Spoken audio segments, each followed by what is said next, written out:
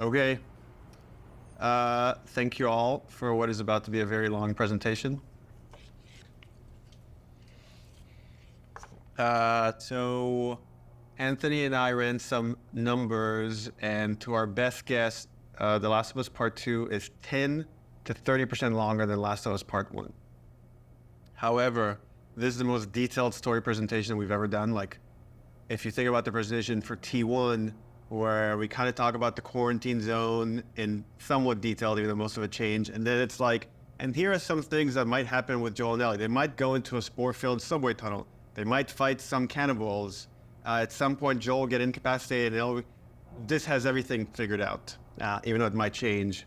Every character is accounted for, every cinematic is accounted for in this presentation, which means it's going to feel twice as long as the first game.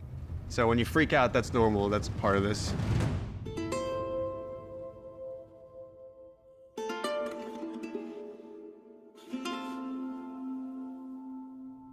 Oh, this is about an hour and a half to 2 hours, so hopefully you got your pee break. Okay, so we open on 15-year-old Ellie. This is a few weeks after the events of the first game.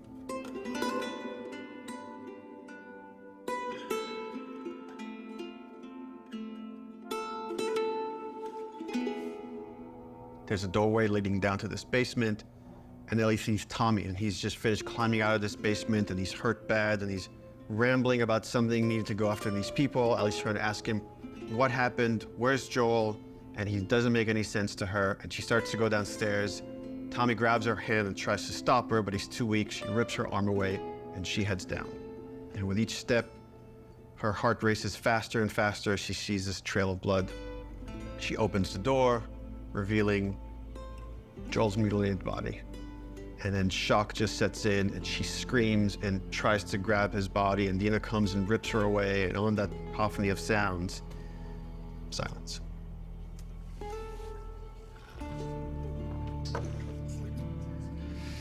Oh, we're just getting started.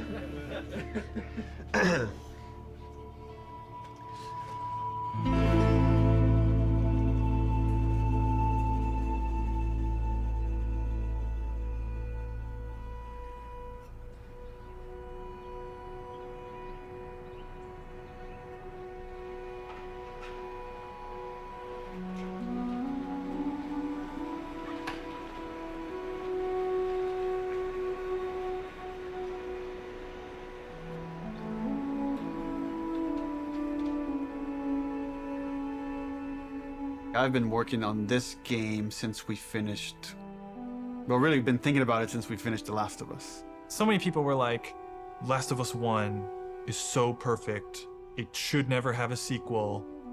They shouldn't make a sequel. They're like, oh, it wrapped up super great. But I think actually, if you look at the ending... Swear to me that everything that you said about the Fireflies is true. Ellie is accepting a lie. I swear. Okay. She has a very good bullshit detector. She knows something doesn't feel right, but I think is too scared at that point to ask. How long can you really live with accepting a lie like that? The Last of Us feels like an origin story for this survivor in this post-apocalyptic world. Seeing like how Ellie has become such a strong, unique character, it really felt like, you know, if we were to do a sequel, it'd be a shame for it not to focus on her. Move the fuck out of the way.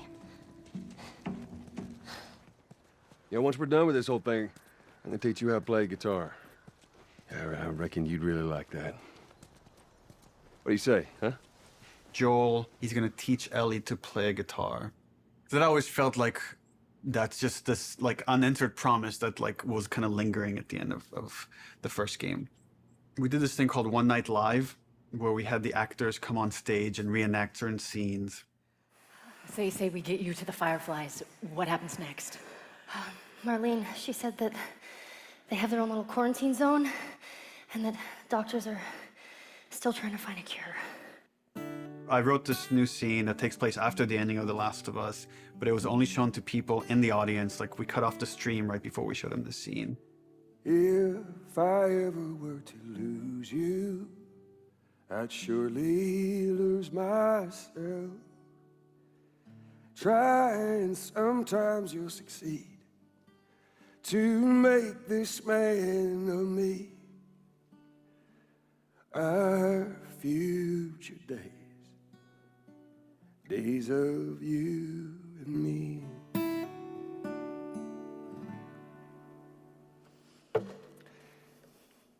She's yours. No. I don't know the first thing about this. Hey, I promised you I'd teach you how to play. That scene ends with Ellie holding the guitar and playing one note. And that image was so strong in my mind that I'm sure that kind of trickled into this idea of this trailer. So I started working on some concept art, kept fleshing out the story. And as it felt like it was kind of gaining momentum, Uncharted 4 needed all hands on deck. Naughty Dog had always made one game, and as soon as it finishes one game, it works on another. When I started on Uncharted 3, we were starting to experiment then with trying to do 2 teams. After we finished Uncharted 3, I jumped onto Uncharted 4. At some point in time, Uncharted 4 was coming down to the wire, and it's just, we had to shift resources, and pretty much everyone just ended up on Uncharted, trying to finish it up. So I said, okay, before I come on like in full force on Uncharted 4, I just want to capture this trailer. I walk through the valley of the shadow of death, and I fear no evil, because I'm blind to it all. Said I walk beside the still waters, and they restore my soul, but I can't walk on the path of the right, because I'm wrong. During the entire production of Uncharted 4, that's all I could think about. I had a lot of investment in Uncharted 4, but the day we were done with Uncharted 4, went right back to that trailer to wrap it up. Anything for this shot that's still happening? Not in animation.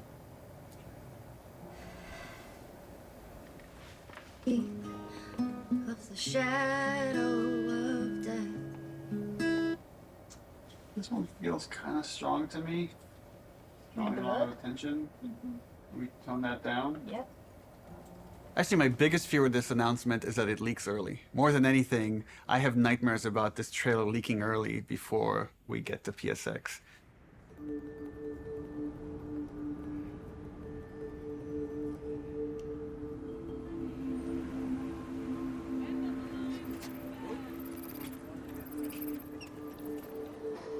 If we're gonna surprise people, PSX, the PlayStation Experience, hasn't set itself up yet as a place where big titles get revealed. That's E3.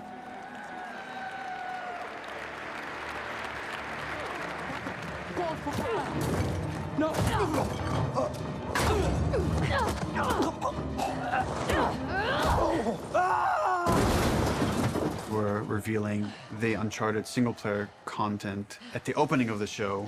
You're late. I thought you were professional. Oh, you should relax. We'll live longer.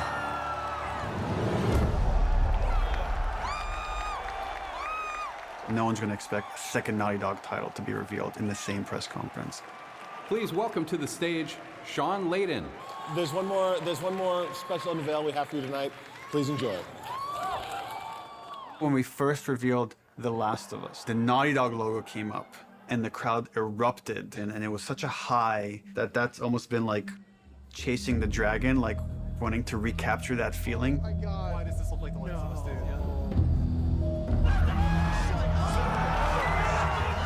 Playing it at this surprising moment, I'm hopeful it will have a similar feel.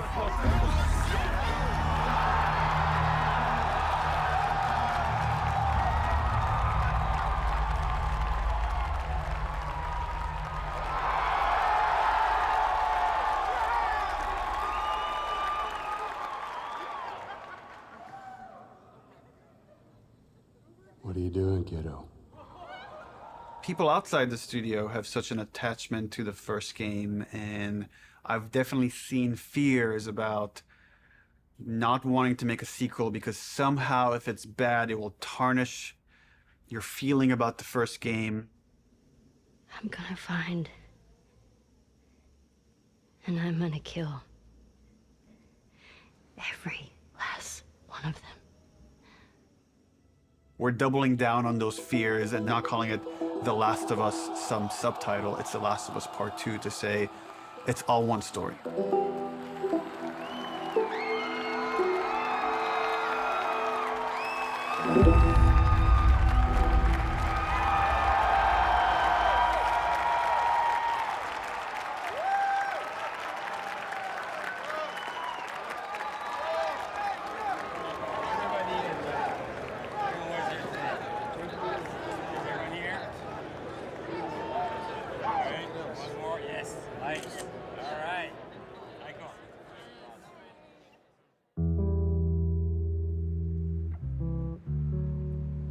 The concept for the sequel had to feel compelling enough, have enough weight that felt like, okay, this is an experience worth creating, worth spending the next 3 years on. I became really intrigued with the idea of the cycle of violence and how like certain events would trigger acts of violence that then would beget more acts of violence. It's almost never satisfying. It never brings the person you love back. And despite you thinking it's going to bring some closure, it doesn't. We just need more empathy. Wouldn't it be awesome if we could create an experience that lets you safely explore those feelings? With that theme, all of a sudden everything fell into place and this outline emerged. The whole catalyst for what starts the second game is Joel killing the doctor.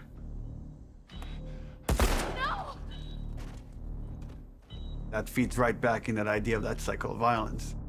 Now it sets up this whole kind of sequence of events. We're gonna start the game where you're playing a new character. That sequence ends with this character killing Joel. And we really have to paint her as this monster. Then when you play the next chunk of the game and you're Ellie and you're gonna pursue justice, quote unquote, and you're gonna go kill this entire crew, we're gonna go back in time and show you that same sequence of events, this character that you saw as a monster, to now get you to see things from her perspective. And how this crew is a bunch of people trying to survive in this world. And they had their reasons for pursuing and finding Joel and killing him.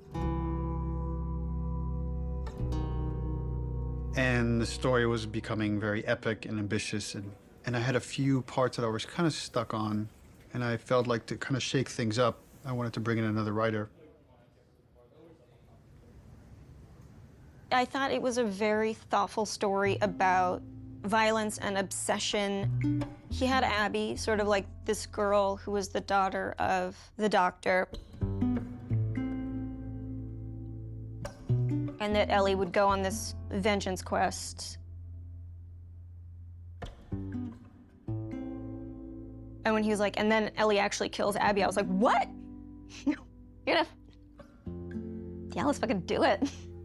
Not only is she contributing in a lot of ways, I feel like she's challenging what this story can be.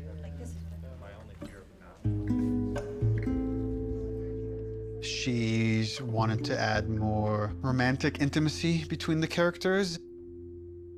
Those are areas that I've been, I don't know, more uncomfortable writing that stuff. After the first day, she was telling me that she went home and told her husband that, I think I just got Ellie's girlfriend pregnant. Because that was her big idea the first day, and that had this trickle-on effect and actually added a lot to the story. Ellie is this very relatable character. I thought she was a perfect vehicle to challenge this notion that violence doesn't have a cost, because it does have a cost in reality. It's going to ruin this girl.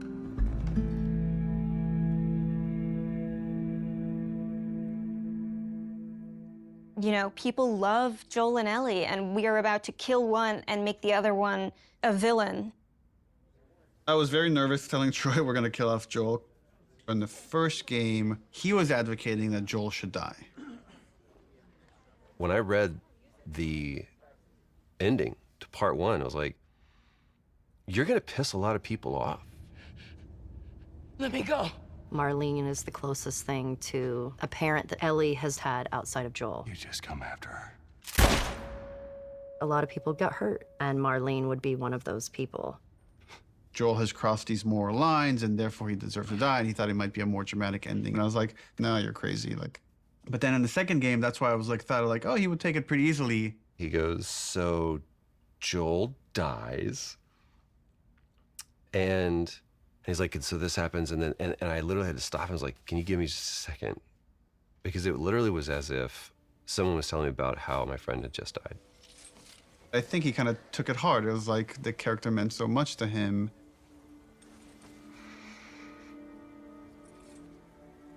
We're gonna kill off this character. His role is gonna be much smaller on this one. All of a sudden, it was, please don't take this from me yet. Ellie is scared to be alone. Everybody that she's loved up until that point, she's lost them. It's hard to imagine the story without Joel dying. Like, you feel that hate, Ellie feels that hate. You're one-to-one, you're on the stick, and that informs the rest of the story. This way, come on!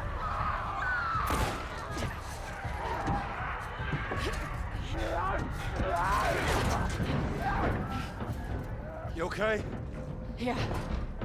We get you through interactivity to really connect and empathize with this character. Y'all act like you heard of us or something. And then make you feel like, I've led Joel to a trap.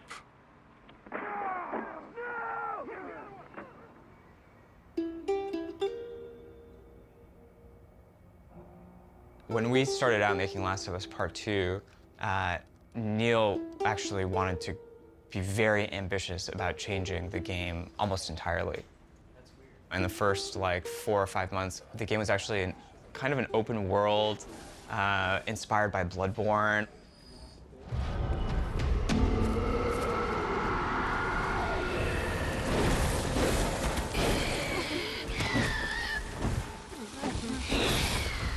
And like it was purely melee focused, like it was all hand-to-hand combat.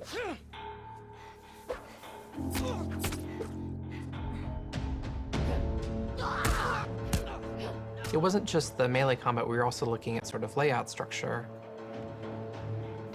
Bloodborne had a very sort of an open space that sort of kept getting bigger and bigger as you explored.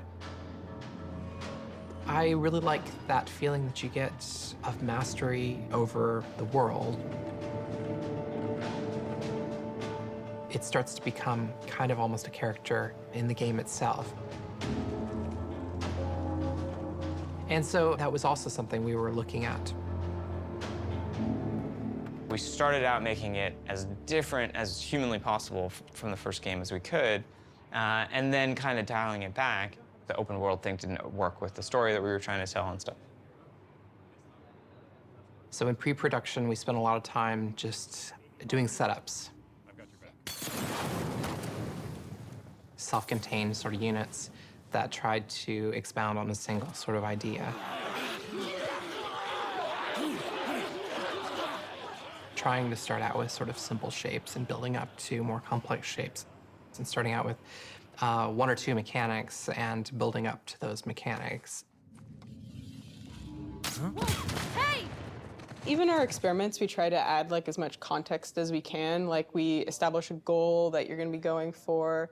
We establish beats so that there's like an emotional journey, the stakes are raised. Figuring out some traversal stuff, a lot of climbing and balance beams and seeing how far we can sort of push in that direction without it getting over the top like Uncharted. More sort of verticality, more use of grass and stealth. My name is Arnaldo Licea. And what do you do here? I do design. I know. How long have you been doing that? A day. I got an opportunity to work in QA, and that was That was a great learning experience. I shipped The Last of Us and Uncharted 4.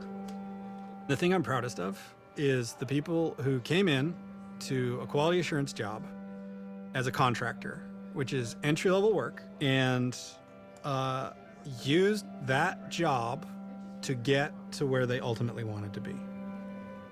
When I interviewed for the QA position, I specifically said that my goal was to be a designer. He had formed this relationship with design where they knew they could rely on him, spending his free time designing a demo, and at the same time, him going to them and not being like, here's 50 bugs you need to fix. He went to them and was like, what do you need? How do I help you? What kind of bugs do you need? And for their part, they embraced him and were like, why don't we show you how to lay out nav mesh? I am anxious to prove myself.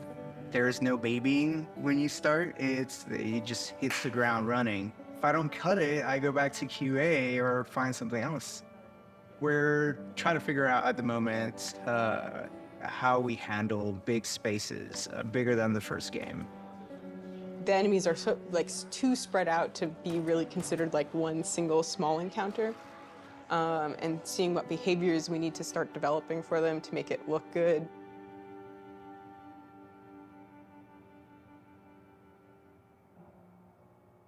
The opening of Seattle, that whole section was pretty slow and quite linear in the level design. Let's assume that there's guys in this building, someone's starting to shoot at me from the second floor. So, okay, if I'm on the horse and I'm getting shot at, I can't take cover with the horse, so probably first thing I'm gonna do is jump off. And that's slow and clumsy, and maybe we can make that faster. It's like, but once I jump off, I'm gonna wanna take cover behind something.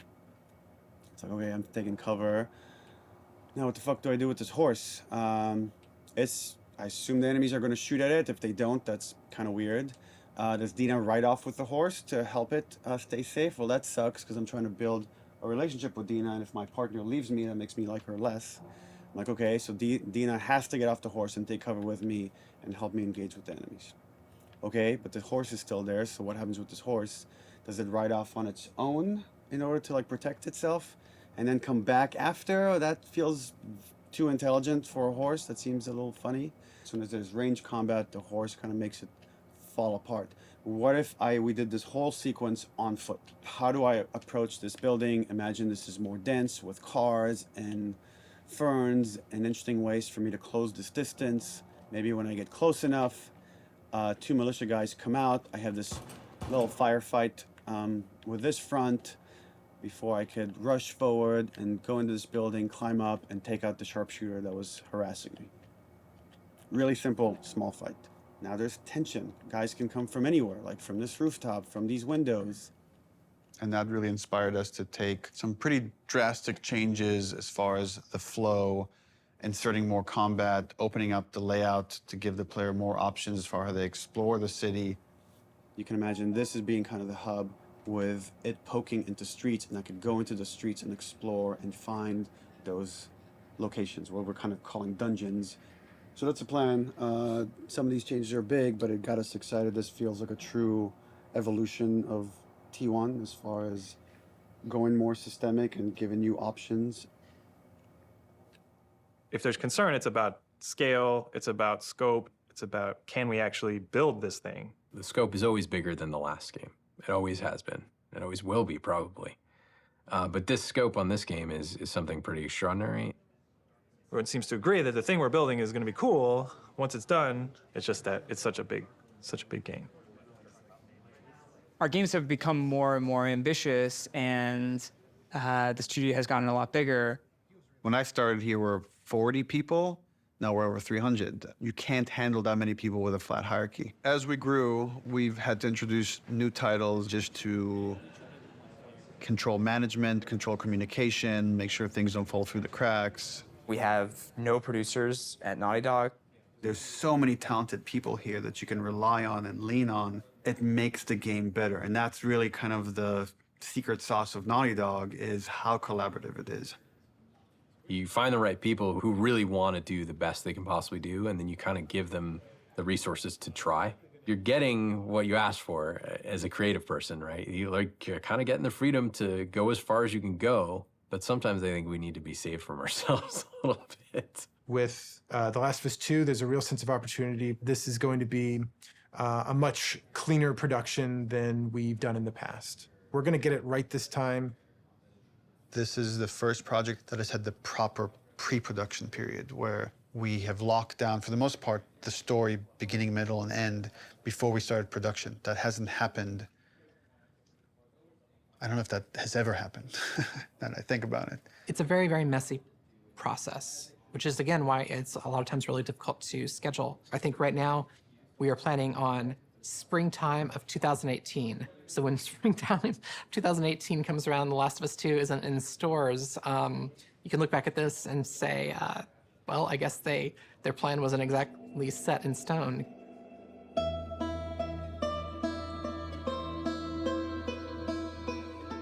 Historically, we've done very poorly at being efficient without the pressure of an external deadline.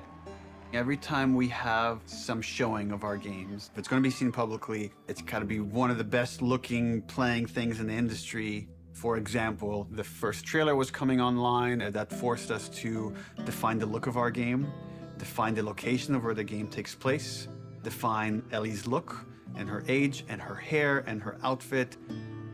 We're forced to make those choices. We can't just keep iterating because there's a deadline.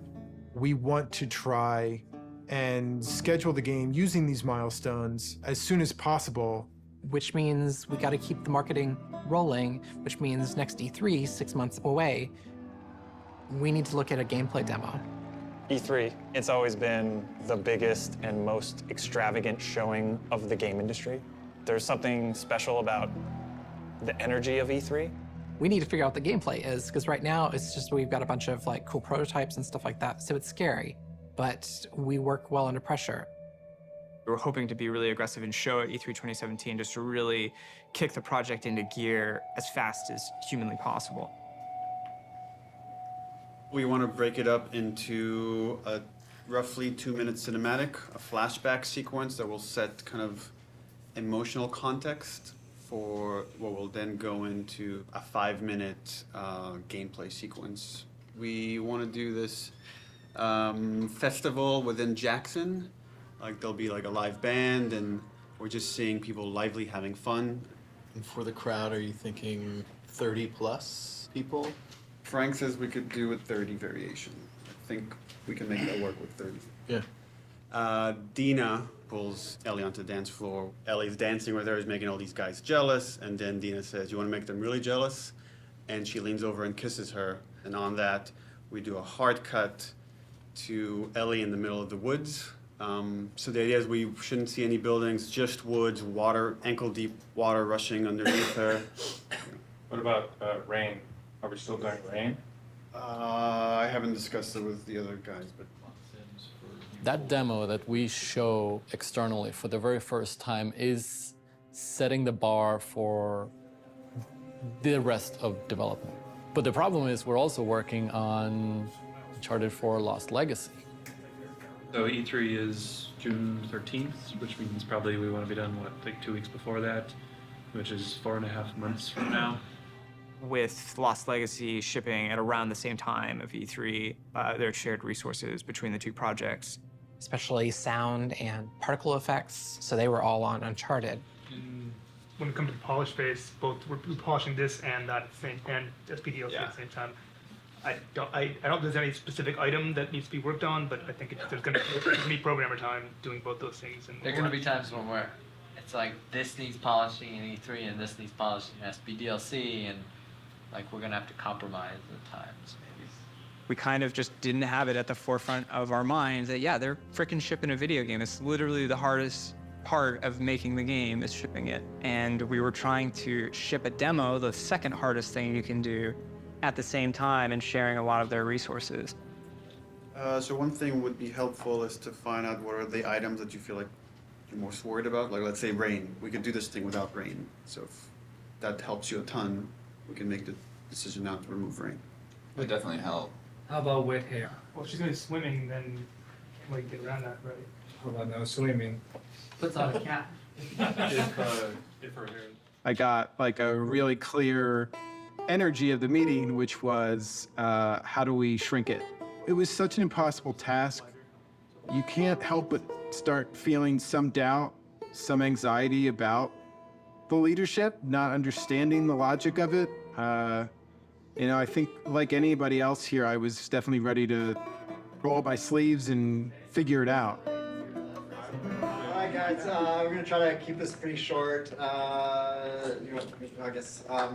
So after yesterday's meeting, there were a lot of side conversations, and there was sort of a sentiment about how much work there was to get not only this demo done to ship the Lost Legacy, and it matched up with feelings that we were having. So we started discussing the responsibility of actually attempting this, and started to feel that it was a little bit irresponsible. That if we were to try to meet both these deadlines, we could probably do it, but we would end up doing a lesser job on both projects, both deadlines, than we would if we were doing them individually. And feels like they're both important enough to give them the due attention.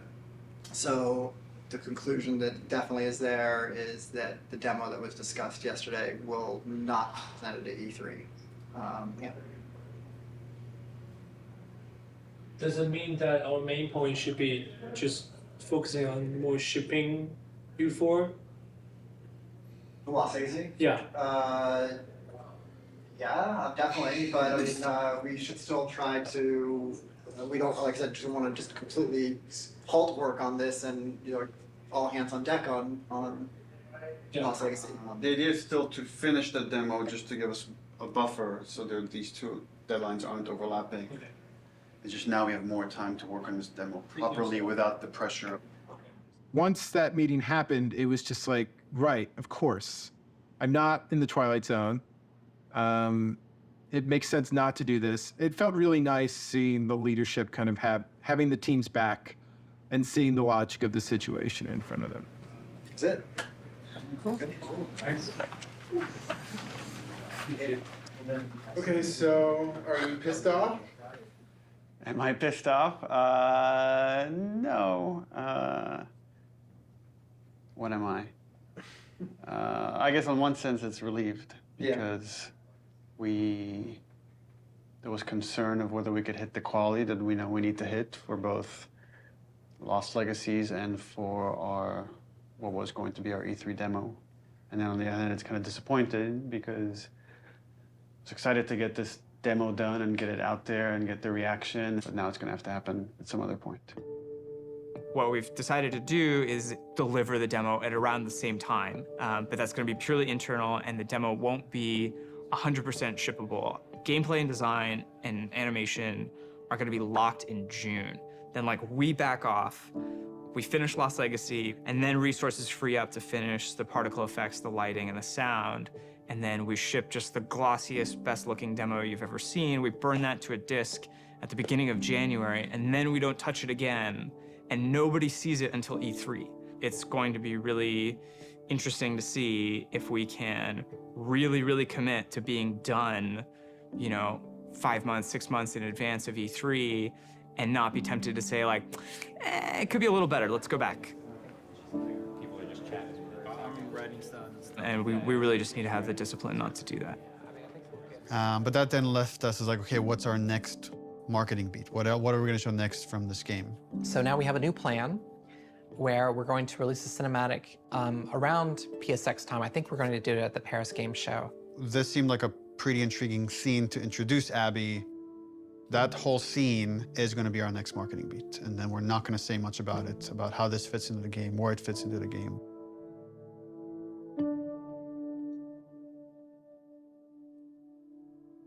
Abby evolved over time. And if you look at the concept art, the character looked very different than where we've ended up.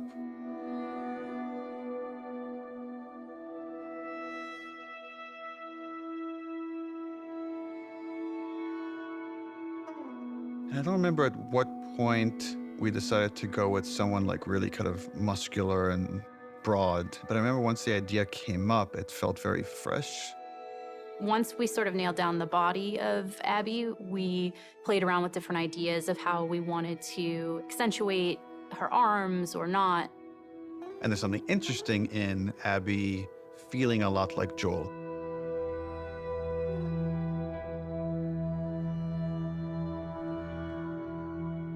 So when I got cast, Neil was like joking around and he's like, you should probably beef up in order to play her. And I'm like, ha ha, ha, yeah, it's mocap, whatever. And he goes, no, really, you should probably beef up to play her. And I was like, oh, yeah, you're right. I should totally start deadlifting as much as possible. So I did, and I was training like crazy, and then I got pregnant. What are you gonna do? We need to separate her from Ellie. It shouldn't feel like I'm playing a reskinned Ellie, that Abby should, in many ways, look, behave, fight differently.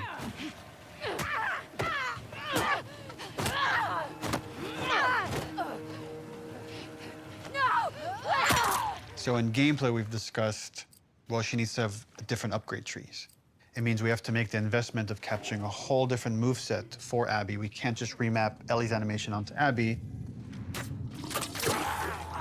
Holy fuck. Abby has a fear of height. There's stuff we're doing with the camera to make you feel vertigo. And that helps build empathy. It makes this character real. We let you both live, and you wasted it. She's aesthetically a very intriguing and iconic and powerful character. Abby, who are these kids? They saved my life. Can you take a look at her? Once she's killed Joel, what is Abby's motivation? What is she trying to achieve? Her redemption is really taking care of Yara and Lev, these two kids that are from a warring faction. You know, she has been taught to hate them. There is an inherent xenophobic reaction to them. It's about saying, can you come to love your enemy? Scars built all this? Seraphites. Yeah, I was gonna say that. These are kids that grew up in a very different context as Ellie, and, you know, how they live their lives and experience the world is totally different. Got your present. I'm getting really attached to Lev. He's been able to keep his head up despite losing so much himself in a world that is so harsh. We're taking too long. Can't move any faster. We won't do your sister any good if we're both dead. I really like his dynamic with Abby. Her having this, like, fucking brassy little sidekick who calls her on her shit in a way that nobody else can. What's going on between you and your friend Owen? Oh my God, Lev, now? It seemed really awkward. Just go. Who understands the sort of sense of being orphaned in the way that a lot of people can't. How long have you two been on the run for? 2 days. What the hell did you do? I shaved my head. They want to kill a little boy because he shaved his head. I am not trans, so it's a very delicate thing to tell a story of an experience that I have not had. And that's something that we want to take seriously. Did you hear what they called me? Yeah. Do you want to ask me about it? Do you want me to ask you about it? No. Okay. It's really about trying to create a multifaceted character who is trans, and that is absolutely an important part of who he is, but also a part of who he is, not the whole of who he is.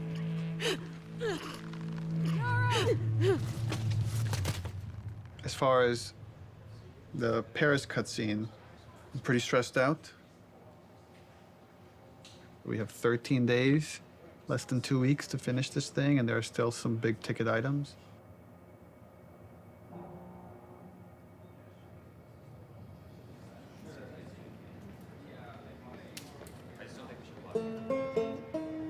Lost Legacy turned out to be a much bigger project than we originally envisioned, but now that it's done, everyone is now on board. We've got the greenlight demo done. She's putting on quite the show. It's very real. We're in full production now, so I guess that's the short of it, is we're in full production now.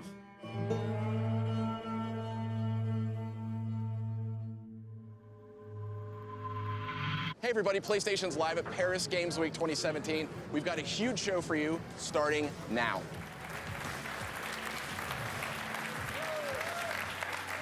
Wow, what a great way to open Paris Games Week. let's have the first in-depth look at a much-anticipated and exclusive title. Last of Us 2. Last of Us 2. Please, please. Please be Last of Us 2. Our fans, they want to know every last thing about what's going to be in this game. Is this The Last of Us? Neil has taken the way, he kind of creates an arc or like this sense of drama, this kind of sense of mystery or like dramatic tension, and crazily has brought it to marketing. I view marketing as part of the game. It's very calculated what we put out there and how we want you to connect different marketing assets. When we first released the teaser trailer, too many people right off the bat said Joel is dead. The blown out light really fucked us in a way I don't think any of us saw coming. We actually underestimated our audience a little bit. They're so sophisticated now, so you have to get more sophisticated, like how am I still gonna surprise players and viewers? You start on characters you've never seen before in a world that like could be The Last of Us, could be anything. That creates like a really, really cool sense of tension. At no point are we gonna market that you play as this other character. What is this? Yo, that looks good though. I was so excited about working on it, and I couldn't say anything. It was so rough. Oh, is she gonna cut a baby out of her belly?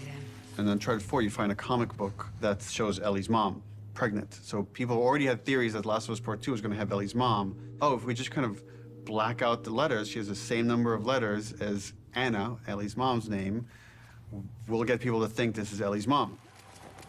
Oh my God. Girl's got a good... That hammer's from the Outbreak poster. So we had that poster with the forearm of a character you've never seen before, with this like kind of wolf's head in the background. What does that mean? Kind of like prompting this mystery. You want people to feel like they've figured everything out and then have the story surprise them. Man, if this is The Last of Us 2, bro, I'm gonna go crazy. Oh my God. Oh my God. Last of Us 2? Yes! Yes! Yes, bitch! Yes! I fucking knew it! Everything that we put out there is shaping expectation. And then the final game, hopefully, if we do our job right, should subvert those expectations in an interesting way.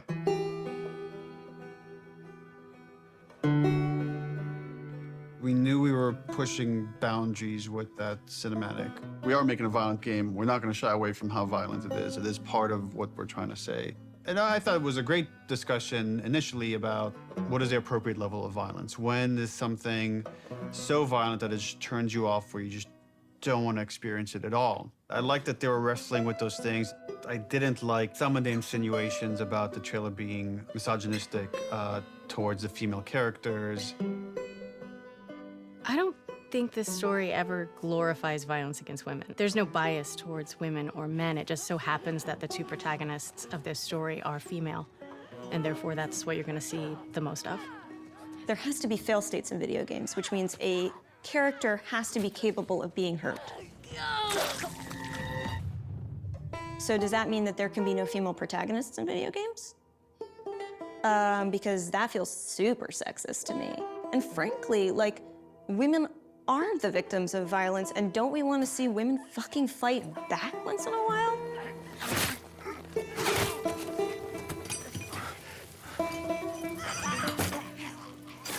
That character, her hand getting hurt, it has consequences for hours of gameplay to come.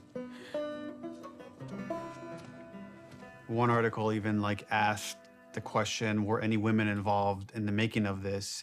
And it's like, yeah, the co-writer, the lead character designer, the lead character artist, all the actresses that worked on that scene.